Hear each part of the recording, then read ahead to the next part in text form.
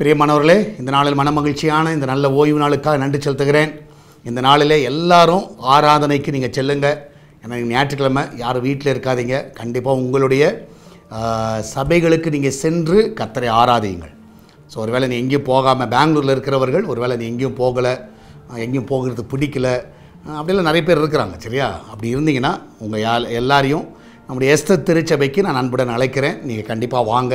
ஒரு ஐக்கியம் வைத்துக்கொள்ள, ஒரு சபையோடு ஒரு ஊழியரோடு ஒரு ஐக்கியம் வைத்துக்கொள்வது உங்களுக்கு நல்லது. ஸோ அதனால் எல்லாரையும் அன்புடன் அழைக்கிறேன். இன்று காலையில் 3 ஆராதனை இருக்குது. 6 o'clock, 8 o'clock, 10 o'clock. அது மாத்திரமில்லை, ஈவினிங் 6 o'clock ஒரு ஃபேமிலி ஃபெலோஷிப்பாக இருக்கும். அதில் பங்கு பெறலாம்.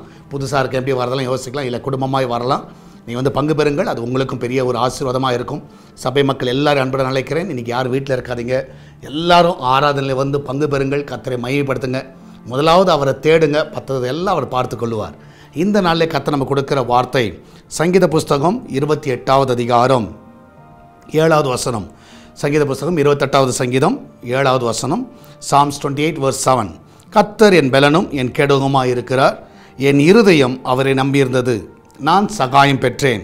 ஆகையால் என் இருதயம் களி கூறுகிறது, என் பாட்டினால் அவரை துதிப்பேன். இன்றைக்கி நம்ம எதுக்கு ஆலயத்துக்கு வரோன்னா, கர்த்தர் உங்களுக்கு செய்த எத்தனையோ நன்மைகள் இருக்கிறது. இன்றைக்கி நீ ஜீவனோடு இருக்கிறது கர்த்தருடைய கிருபை. எத்தனையோ ஆபத்துகள் எல்லாவற்றிலிருந்து கர்த்தர் உங்களை காத்தார், உங்களுக்கு சகாயத்தை கொடுத்தார். நீங்கள் நம்பின காரியங்களை கர்த்தர் வாய்க்க பண்ணினார். அதனால் இந்த நாளில் ஆலயத்தில் சென்று அவரை துதியுங்கள். ஆமென். நீங்கள் நல்ல ஒரு துதியை ஏறெடுங்க, கர்த்தருடைய வசனத்தை கேளுங்க. நிச்சயமாக இந்த வாரம் முழுவதும் அது உங்களுக்கு ஒரு பலனாக இருக்கும். இதனால் கர்த்தரை தேடுகிறதுல இந்த நாளில் உற்சாகம் காட்டுங்க. கர்த்தர் உங்களோடு கூட இருக்கிறார். நிச்சயமாக அவர் நம்பி இருக்கிற உங்களுக்கு ஒரு நாளும் அவர் நிச்சயமாக கைவிட மாட்டார். அவரை துதிக்கத்தக்கதாக உங்கள் நாவுகளை கர்த்தர் பலப்படுத்துவார். நம்ம எல்லாரும் ஜெபிக்கலாமா? நன்றி ஆண்டவரே, இதனால் உலகம் முழுவதும் நடக்கிறதான பரிசுத்தவான்களுடைய ஆராதனை ஆசீர்வதிங்கப்பா. எல்லா இடத்துல தேவனுடைய பிரசன்னம் ஆளுகை செய்யட்டும். ஆண்டவரே, அந்த சபைக்கு வருகிற பிள்ளைகளுக்கு ஆண்டவரே அந்த வார்த்தையை கொடுத்து ஆண்டவரே அவளை பலப்படுத்தணுமா ஜெபிக்கிறேன். போதருடைய சத்தத்தை அல்ல, உம்முடைய சத்தத்தை ஜனங்கள் கேட்கட்டும். அந்த வார்த்தையை கேட்கும் பொழுது அந்த இருதயத்தில் கிரியை செய்யுங்க.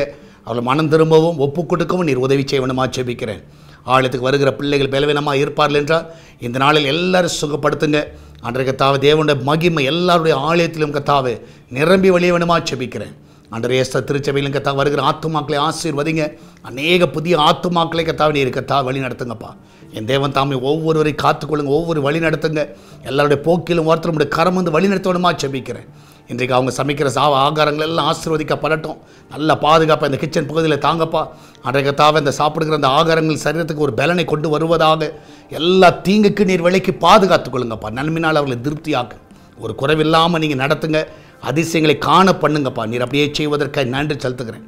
அன்ற மகிமையான காரியங்களை ஒவ்வொருடைய வாழ்க்கையில் நீர் செய்வீராக. ஆண்டகத்தா விசேஷமாக வெளிநாட்டில் இருக்கிற பிள்ளைகளை சுகமாய் தங்க பண்ணுங்க. படிக்கிற பிள்ளைகள், வேலையில் இருக்கிற பிள்ளைகள் எல்லாரும் பாதுகாத்து கொள்ளுங்கப்பா. இதனால் சுகப்பிரசவத்துக்காக போகிற பிள்ளைகள் நல்ல சுகத்தோட பிள்ளை பெற்றெடுக்கட்டும். ஆண்டகத்தா எல்லா தடைகளெல்லாம் நீக்கி போடுங்கப்பா. ஆண்டகத்தாவே வியாபாரம் செய்கிற எல்லாருடைய வியாபாரங்களை ஆசீர்வதிங்க. அன்றைய ஊழியம் செய்கிற எல்லா ஊழியர்களையும் ஆசீர்வதிங்கப்பா. ஊழியர்களின் சுகத்தை விரும்புகிற தேவன் இந்த காலவேளையில் எல்லாரும் நல்ல சுகத்தையும் பலத்தையும் கொடுத்து நீர் ஆசீர்வதிக்க வேணுமா ஜெபிக்கிறேன். அன்றைய நாள் நடக்கிற எல்லா காரியங்களையும் நீர் பொறுப்படுத்திக் கொள்ளுங்கப்பா. சான்றகத்தை நாள் வருகிற காணிக்கைகள், தசமங்கள் எல்லாவற்றையும் ஆசீர்வதிங்க. ஆன்லைன் வழியாக கூகுள் பே, ஃபோன்பே, பேடிஎம் மூலமாக, மணி ஆர்டர் மூலமாக வருகிற எல்லா காணிக்கை தசமங்கள் எல்லாம் ஆசீர்வதிங்க.